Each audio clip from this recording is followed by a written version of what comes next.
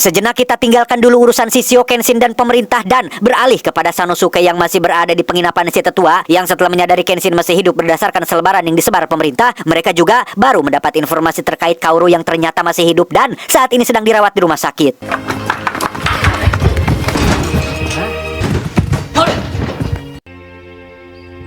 Kembali ke Kenshin yang sudah siap berangkat ke Tokyo tepat saat Misao muncul di sana untuk memberitahu tentang Kaoru yang masih hidup. Hal itu secara tidak langsung telah meningkatkan semangat hidupnya dan Guru Hiko hanya bisa berpesan agar Kenshin selalu ingat bahwa hidupnya sama berharganya dengan hidup orang lain. Jangan selalu merasa bersalah, jangan terlalu menyalahkan diri sendiri. Yang sudah lalu, sudahlah, jangan diingat-ingat karena hidup menjadi lebih baik bukan karena kebetulan, melainkan karena adanya perubahan.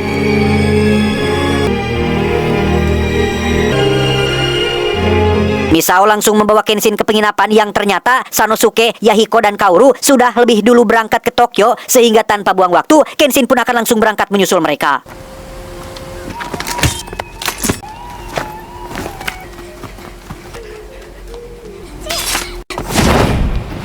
Dan ya, baru saja akan berangkat, muncullah Aoshi yang lagi-lagi ngaririwe alias bikin repot dengan menantang Kenshin untuk bertarung, sehingga, bikin repot, Kenshin pun langsung menerima tantangannya.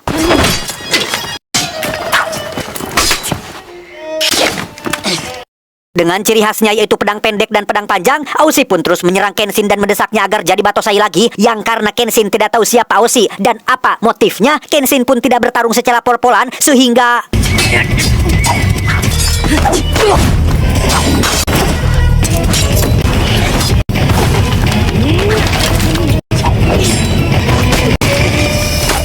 Ya, tepat saat Kenshin nyaris tersungkur, Misao ujug-ujug ikut nimbrung dengan melempar pisau dari belakang yang membuat Aoshi harus melakukan kekerasan terhadap perempuan. Melihat Aoshi tega menyakiti seorang perempuan yang notabene adalah mantan kekasihnya, Kenshin pun jadi punya sedikit motivasi atau semangat untuk melakukan pertarungan yang jika Aoshi memang mau dikalahkan, maka Kenshin akan memberikannya.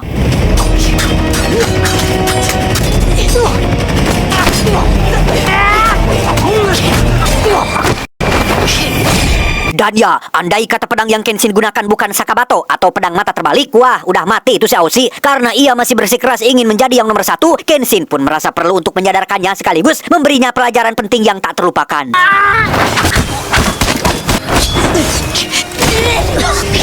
Setelah Aoshi tak berdaya, Kenshin pun menyuruhnya untuk introspeksi diri dan pikir ulang apa tujuan hidup yang sebenarnya, yang karena waktu semakin mepet, tetua dan Misao pun langsung menyuruh Kenshin untuk segera berangkat ke Tokyo.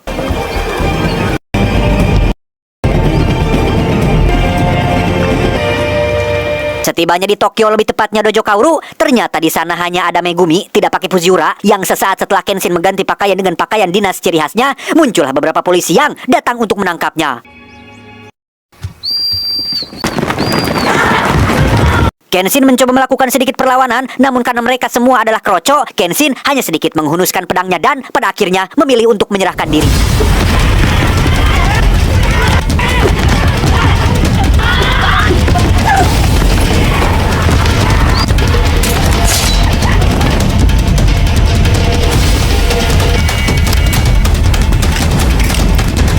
Kenshin pun langsung dibawa menghadap Menteri Ito. Alih-alih ditangkap untuk dieksekusi sesuai permintaan Shishio, Menteri justru punya rencana lain yang lebih masuk akal, yaitu akan membuat Kenshin berada cukup dekat dengan Shishio dengan harapan Kenshin bisa dapat mampu mengalahkannya.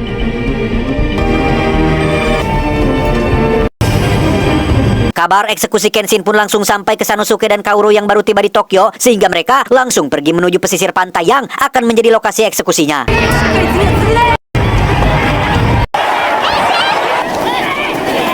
Tak seperti yang diharapkan, Shishio ternyata tidak hadir di sana melainkan menunggu di dalam kapal. Namun eksekusi harus tetap dijalankan sebagai bagian dari prosedur. Inspektur mulai membacakan nama-nama para korban yang sudah Kenshin bunuh, yang hal itu tentu saja membuat Kenshin semakin merasa bersalah atas semua kesalahannya di masa lalu.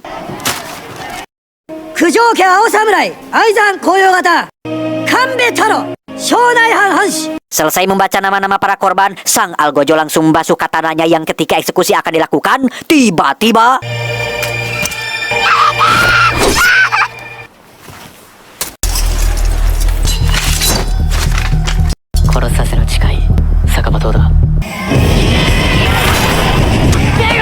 Dan Dan ya, semua ini hanyalah settingan untuk bisa mendapatkan Shishio yang karena target yang dimaksud tidak ada di sana. Kenshin ditemani Sanosuke pun langsung meluncur duluan ke kapal, sementara Kapten Hajime dan para polisi akan tetap bertahan di sini untuk menghadapi beberapa pendekar utusan Shishio. Masih dengan jurusnya, Kapten Hajime pun menargetkan satu pendekar yang masih satu aliran dengan si buta dari Goa Hantu dan... Kembali ke Kenshin dan Sanosuke yang baru sampai di atas kapal, Kenshin dengan teknik satu lawan banyak pun langsung melakukan serangan dan inilah yang terjadi. Selesai dengan para kroco, Kenshin dan beberapa polisi pun langsung masuk ke dalam, sementara Sanosuke akhirnya mendapat lawan yang seimbang, yaitu seorang biksu yang masih satu perguruan dengan pendekar biksu yang ada di film pertama, di mana mereka menggunakan tangan kosong untuk bertarung sehingga...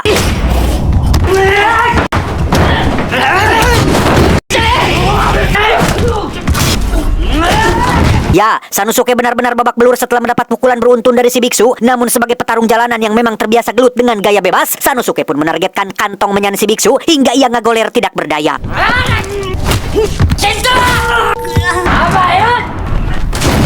Selesai dengan kawan-kawan, kini kita akan fokus ke Kenshin yang didatangi oleh Sojiro, si bocah tukang nyengir yang masih dengan ciri khasnya yaitu ajrat-ajratan dengan satu kaki. Sojiro dengan percaya dirinya bisa mengalahkan Kenshin untuk yang kedua kali, tetapi...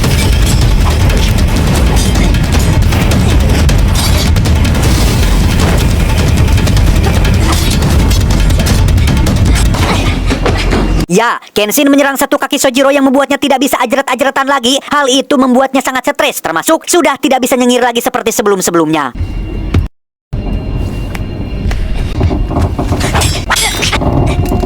Andai kata Kenshin menggunakan pedang normal, mungkin Sojiro sudah kehilangan kedua kakinya. Yang karena Sojiro masih keras kepala, Kenshin pun terpaksa menggunakan jurus Mitsurugiryu level 1 dan inilah yang terjadi.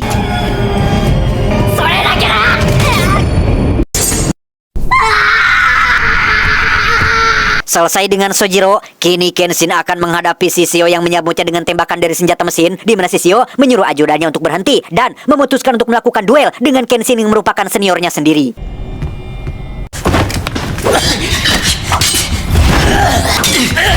Dan ya, jika Anda penasaran kenapa pedang Shishio bisa mengeluarkan api, itu dikarenakan pedangnya dipenuhi oleh lemak maupun daging para korbannya selama bertahun-tahun. Juga ada beberapa gerigi di bagian punggung pedangnya. Ditambah, Shishio mampu mengendalikan suhu tubuhnya akibat dari insiden di belum hidup-hidup, sehingga ia bisa memantik atau memicu api untuk menyalakan pedangnya.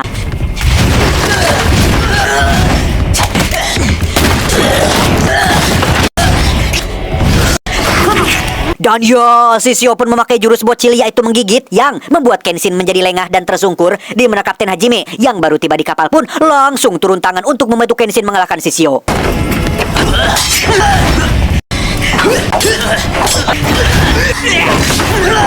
Jurus Kapten Hajime yang ikonik ternyata tidak mempan untuk seseorang seperti Shishio, di mana Sanosuke yang baru masuk pun sekonyong-konyong ikut nimbrung meski tekad kuatnya tak sehebat kemampuannya.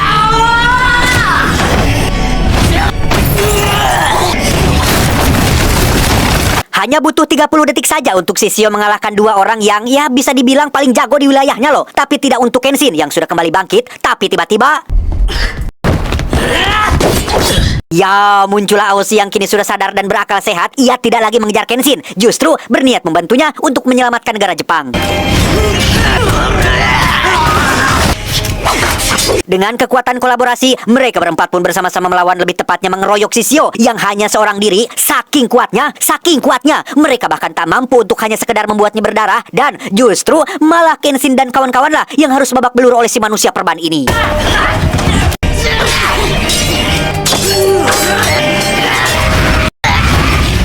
Masih tak menyerah, mereka berempat menggunakan serangan tiki-taka atau strategi menyerang secara bergantian. Hal itu ditujukan untuk membuat Shishio kelelahan, yang memang dengan kondisi tubuhnya seperti ini, Shishio diketahui hanya punya waktu 15 menit saja untuk bertarung. Lebih dari itu, suhu tubuhnya akan naik drastis dan akan menyebabkan kematian untuk dirinya sendiri.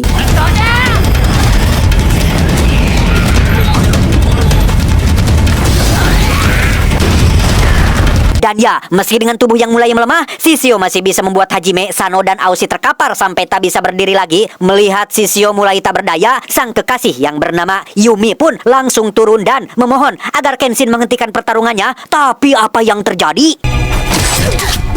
Ya, betapa terkejutnya Kenshin saat melihat Shishio dengan begitu teganya mengorbankan kekasih sendiri hanya untuk bisa menyerangnya. Namun yang paling menganjingkan adalah Yumi sendiri yang dalam kondisi sekarat justru malah berkata jika dirinya sangat senang karena akhirnya bisa berguna untuk Shishio dalam pertarungan. Dan ingat, jika sudah melibatkan wanita, anak-anak, ataupun seseorang yang lemah, Kenshin benar-benar sangat marah dan tidak bisa memaafkan perbuatan seperti itu sehingga, ya anjing, disinilah Kenshin akan benar-benar membrutal.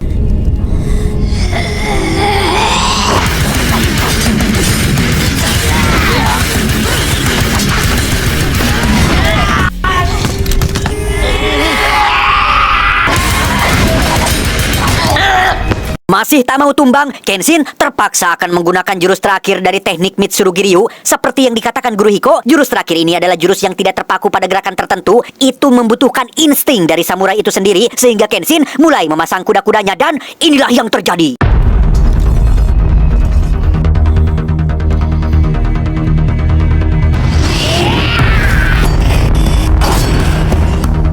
Ya, pedang Shishio pun patah bersamaan dengan suhu tubuhnya yang naik drastis. Hal itu menyebabkan tubuhnya mengalami hareeng, demam tinggi, panas dalam, sariawan, tapi dalam taraf yang berlebihan, sehingga riwayat Shishio pun berakhir dengan tubuh yang terbakar dari dalam.